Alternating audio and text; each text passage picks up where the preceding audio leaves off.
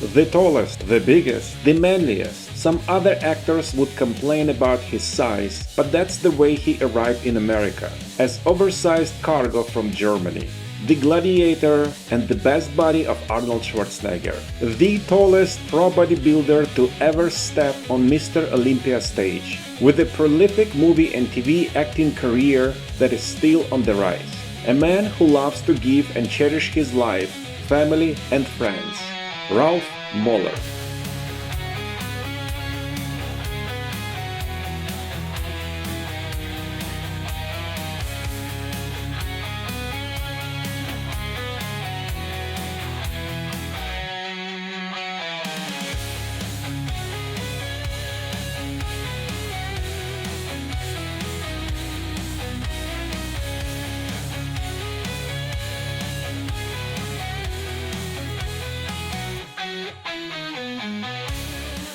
At 66 years old, he isn't slowing down, and his best chapters are yet to be written. Ralf was born on January 12, 1959, in the small city of Recklinghausen, in what was then West Germany. His sports career started in swimming, and he stayed with it until he was about 16 years old. Soon after, the goal was to become a lifeguard or swimming instructor. There was a brief moment of boxing that lasted a little over a year, but it led nowhere. Ralf did not compete, and it was time to try something else. When he was halfway through his 17th birthday, Ralf got inspired by another bodybuilder he met in Croatia, where he was with his parents during the holidays. The guy was impressed by how quickly Ralf could cover the distance between the mainland and a nearby island, about 500 meters one way. All Ralf wanted to know was how the guy got so much muscle. What was the secret? The guy explained some basic ideas behind weightlifting training, and it was enough for Ralf to set a new goal: become a bodybuilder. He began training at a very basic gym equipped with rusty, old equipment and no showers, much like most gyms in Europe back then. His idol was Bruce Lee, particularly his lat spread pose. But it was hard to keep that motivation up considering how tall Ralf was. Bruce stayed on the radar right until Ralf saw a magazine cover featuring Arnold Schwarzenegger. That was it. The ideal physique blueprint was set in motion. It took a while before he finally managed to fill out his frame, but the end result was nothing short from impressive. By the way, Ralf said that he was 9.96 meters tall, which is just a little over 6 feet 5 inches. This is also the number on his official website. However, he was at his tallest in 1988, standing 197.5 centimeters tall, which rounds up to 6 feet and 6 inches. Here is how Ralf measures against Vladimir Klitschko, who is 6 feet 6 inches. Vlad is standing closer to the camera, so it may look like he's few inches taller, but if you look at his right shoulder, it's pretty much even with Ralph's.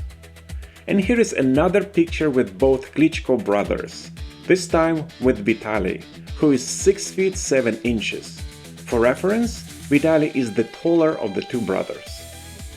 There were a number of comments under Brian Thompson's video regarding Dolph Lundgren and his supposed 6 feet 5 inches height. Well, if Ralf is 6 feet 6 inches, then Tom Lister Jr. is listed at 6 feet 5 inches. Where does that put Dolph? It puts Lundgren back at his deserving 6 feet 3.5 inches. Jean-Claude Van Damme is 5 feet 9 inches, a number Van Damme admitted himself, making him 6 inches shorter than Dolph, which looks about right. No wonder Dolph, during the shoot of Universal Soldier, was constantly complaining to Jean-Claude about having actors taller than him on set.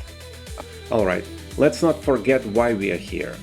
Moeller was in the West German Army when he won the tall class in the junior division, age 20 or under, and then the Mr. Germany Bodybuilding Championships in 1978. In 1983, at 24, Moeller won the overall Mr. Germany title.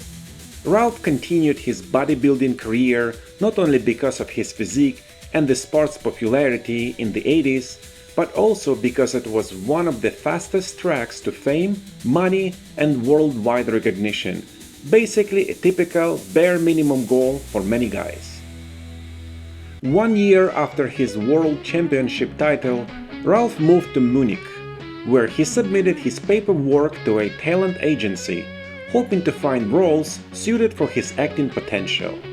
About 4 months later, he was asked if he had time to travel to Duisburg and take a small part in the 1987 German movie Tatort with Götz George.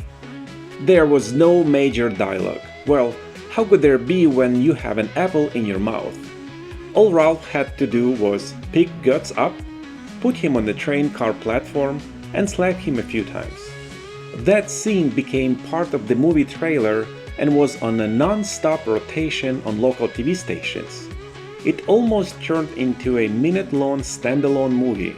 However, Ralf was not credited for the role, so he didn't gain much recognition beyond his big dude appearance. At the very least, he got paid 400 Deutschmarks per day for his first movie role. At that time, Ralf knew another actor, Thomas Schully, who happened to be in the 1986 movie The Name of the Rose, produced by Bernd Eichinger. Eichinger gave Ralf a contact number for the legendary producer from Los Angeles, Menahem Golan. When Ralf traveled to the USA for guest appearance at the bodybuilding show, he saw it as an opportunity to meet with Golan. He made a call, but obviously nobody answered. However, Ralf was persistent, and after about a week, he finally secured an audience at Golan's office. After explaining to one of the Menahem's assistants that he had flown 12 hours across the Atlantic Ocean just to spend 5 minutes with Golan, Ralf was invited to come upstairs and meet the man in charge. Menahem was sitting at his desk, thumbs hooked behind his suspenders, and asked, "What do you want?" "I'm here to make movies," replied Ralf. "All right," said Golan. "A few years ago I had a guy, Jean-Claude, doing acrobatics in this office. What have you got for me?" Ralf approached at the desk and placed a bodybuilding magazine in front of Golan. It featured the 6 feet 6 inches tall, humongous Mr. Universe, a title Ralf had held since 1986. Aside from few exhibition appearances, Ralf officially competed in the Mr. Olympia in 1988, but he finished last.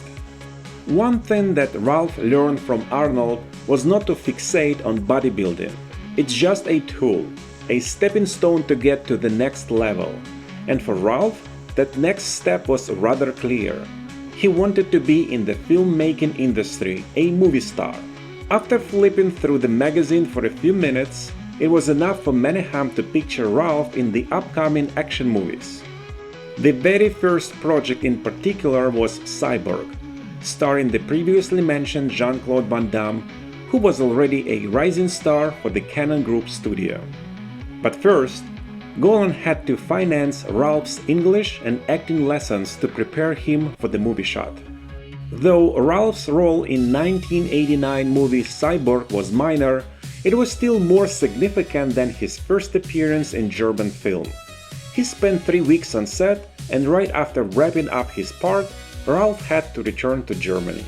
The next time Ralf was asked to play a role in an American production was in the 1992 film Universal Soldier. He wasn't accepted at first when the executive producer of Karolka Picture, Mario Kassar, was searching for the right cast. Only after meeting the director Roland Emmerich in person at an Oscar party did Ralf get a second chance to prove he had what it took to convey the robotic demeanor required for a Unisol soldier.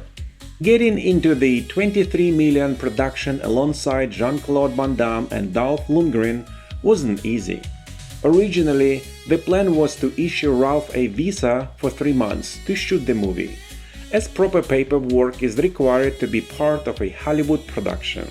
However, it became apparent that the studio had bigger plans for Ralf, so they filed for his green card residency which took another year to complete. By the time he worked on The Best of the Best 2 and the Viking sagas, his residency status was no longer an issue. Ralf Moeller has been living in Santa Monica, California since 1992 and has been an American citizen since 2014. However, this doesn't mean he has forgotten Germany. He frequently visits his native town and his parents. At one point, an offer came from Sylvester Stallone to take part in his upcoming action movie Cliffhanger. To Stallone's surprise, he declined the invitation since it wasn't much of a role. At this point, he wanted something with more lines and greater screen presence. Ralf also knew he already had a job lined up with New Line Pictures to play in the Viking saga, so he had no concerns about job security. Fortunately, Sylvester did not take offense and even invited Ralf to visit one of his newly acquired Italian-inspired properties. Speaking of the Viking sagas, Ralf recalls one scene where he and Sven Ole Thorsen performed a dialogue with the mountains in the background. The director couldn't stop shooting take after take. They filmed about 15 in total, but ultimately, the second take was used in the final cut. Someone must have watched too many Stanley Kubrick behind-the-scenes videos. For those who don't know, Kubrick was notorious for demanding a ridiculous number of takes, often driving actors out of their minds. For example, the famous scene with Jack Nicholson's character breaking through the bathroom door with "Here is Johnny" reportedly took over 60 takes to complete.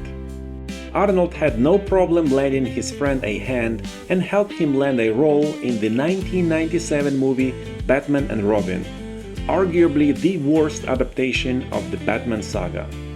One thing Ralf had to say about the film is that, in his opinion, as the head of prison guards, he had the best movie death ever. He met his end at the hands of Uma Thurman's character, Poison Ivy.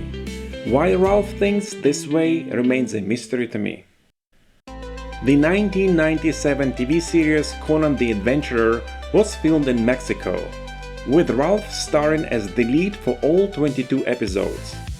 The series was later translated and commercially released in 80 countries worldwide. Ralf's face was no longer a mystery. It now had a name. Unfortunately, the TV show did not last long, running for only one season. Despite good ratings and international success, complications among the production partners led to its cancellation. Rumor has it that Ralf landed the role in the Conan series after attending one of Arnold's famous cigar nights, hosted monthly. A conversation between Mr. Universe and Mr. Universe must have been stimulating for both. When Ridley Scott was looking for a German to play a role in Gladiator, Steven Spielberg, who was producing the movie, asked Ralf to come over to DreamWorks studio.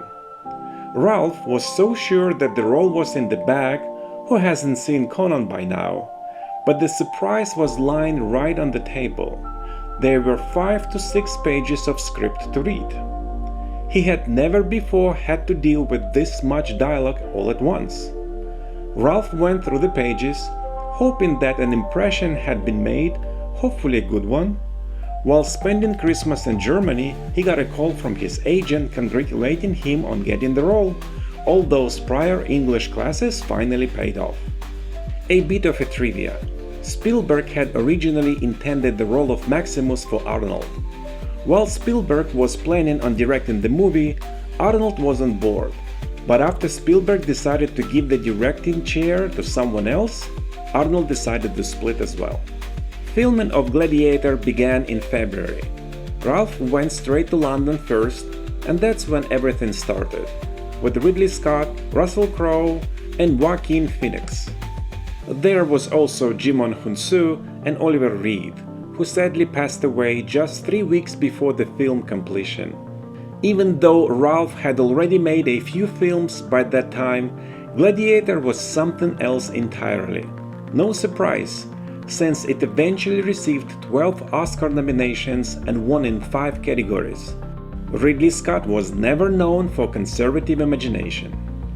Planning a shooting day on a Hollywood set depends on the budget. Not every film is like Gladiator, which had a budget of around $105–110 million back in 1999.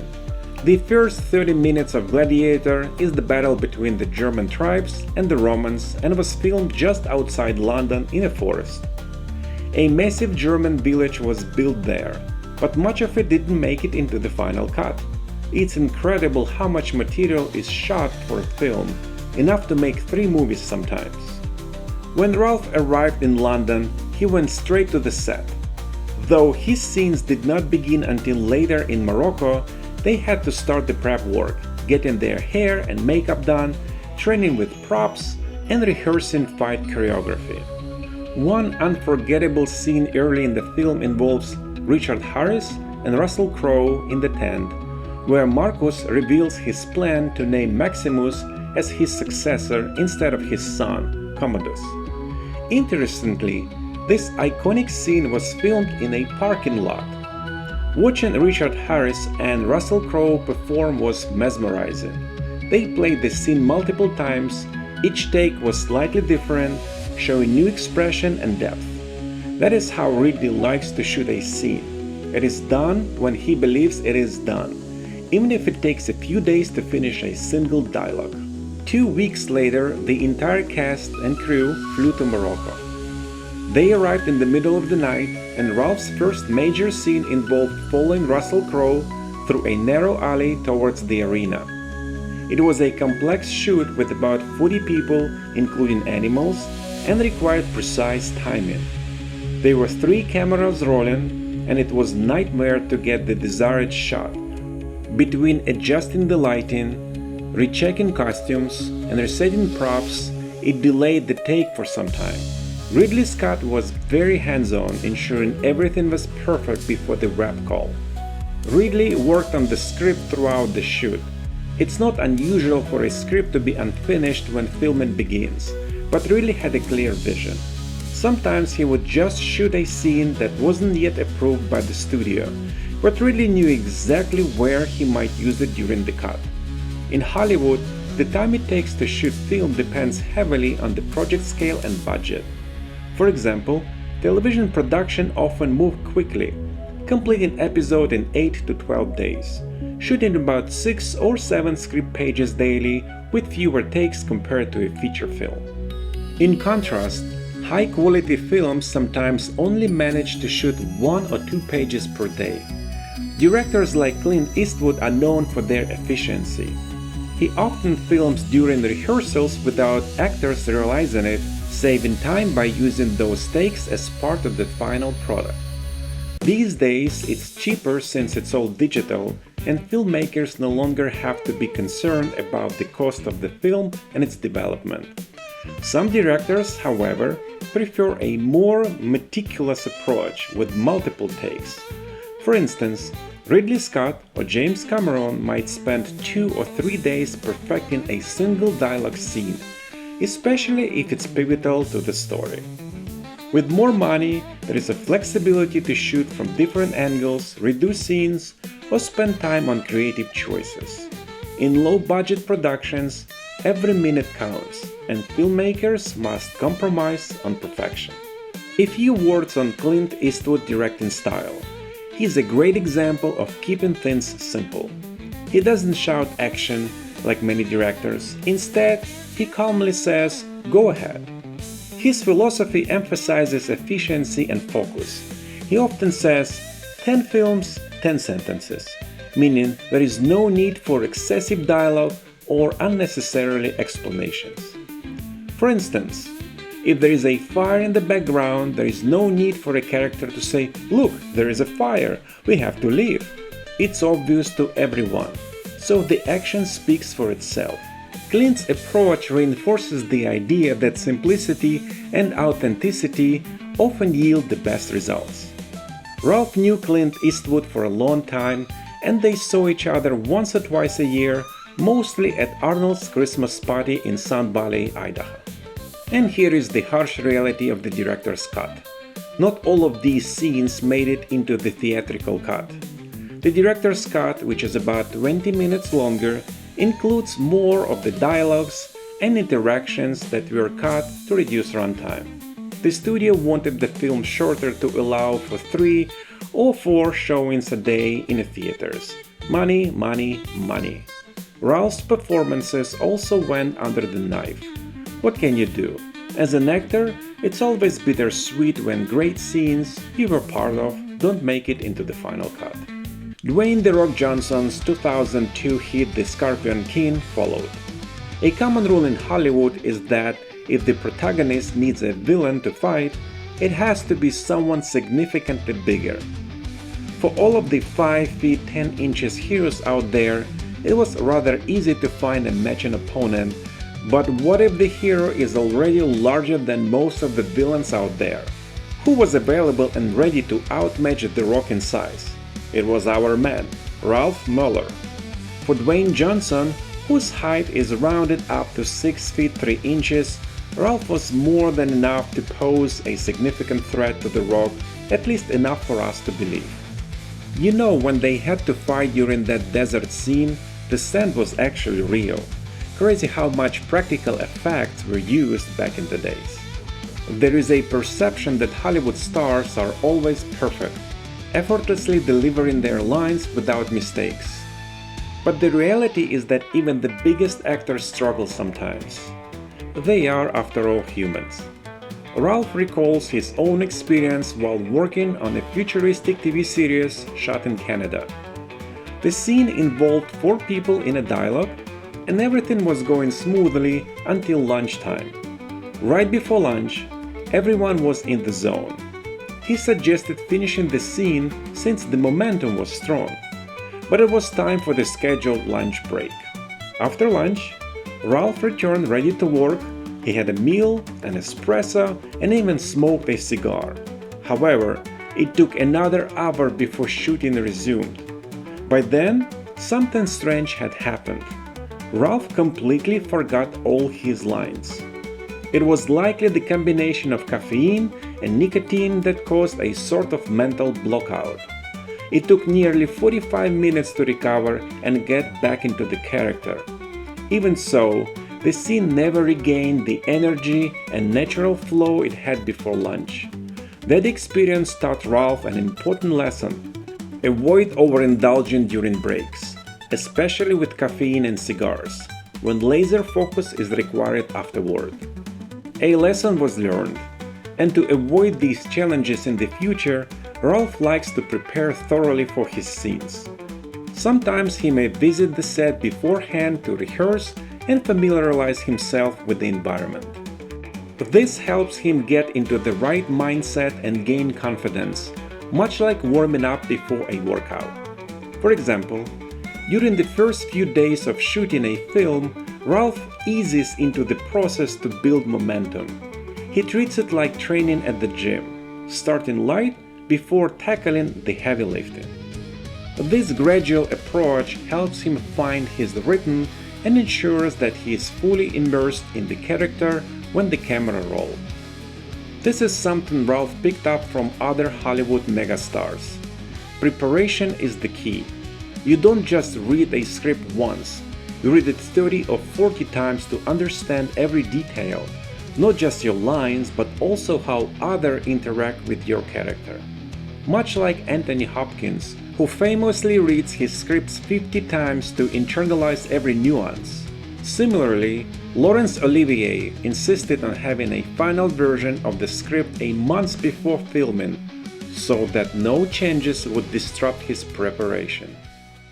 There is one interesting movie called Kung Fury 2 that is in development right now. The project was initiated by David Sandberg, who initially created a 1-minute trailer several years ago. Through crowdfunding, he raised nearly $600,000 to produce a 30-minute short film. That film became a cult classic, racking up millions of views and gaining worldwide recognition. It took nearly 5 years for Sandberg to develop the concept into a full-length feature film. The cast includes Michael Fassbender and none other than Arnold Schwarzenegger, who plays the US president. What is Ralph's role in the film? his Thor. Kung Fury 2 is parody of 1980s action films, packed with humor and over-the-top fun. When Ralf is in California, he often rides his Harley-Davidson. Ralf has had his Harley since 1989 and he brought it over to Germany in the early 1990s, quite the reverse of what most people do. Despite its age, he still enjoys riding it every day. Another hobby of his is diving. Ralf also picked up horse riding while working on films. He enjoys spending time in the desert or mountains, getting away from it all to recharge. Reading has taken a back seat for him lately. Life moves so fast these days that there is little time left for it in a busy schedule. Ralf does not drink whiskey but enjoys a good red wine. Occasionally, he will have a rum, especially one without sugar, or maybe a vodka. However, his alcohol consumption is minimal and reserved for special occasions like when he is with the close friends. Cigars are also a rare treat for Ralf, just 2 or 3 a year. He only smokes them when the atmosphere is perfect and he is completely relaxed. It is all about the right moment to lit up that $50 heavy cigar. These days, Ralf is rather busy with movies and television appearances. 6 projects are in development this year, and it seems Ralf has decided to pick up speed from the past few years. This isn't retirement time, not just yet. Ralf is halfway through his 60s now, a good age to give the film industry another twist. His days from Gladiator are still inspiring for Ralf. He could not stop thinking about how unbelievable it was to end up in something like that. Gladiator is one of those films we watch over and over again. Every time Ralf thinks about the Gladiator experience, he goes back to his very own rules that he defined many years ago.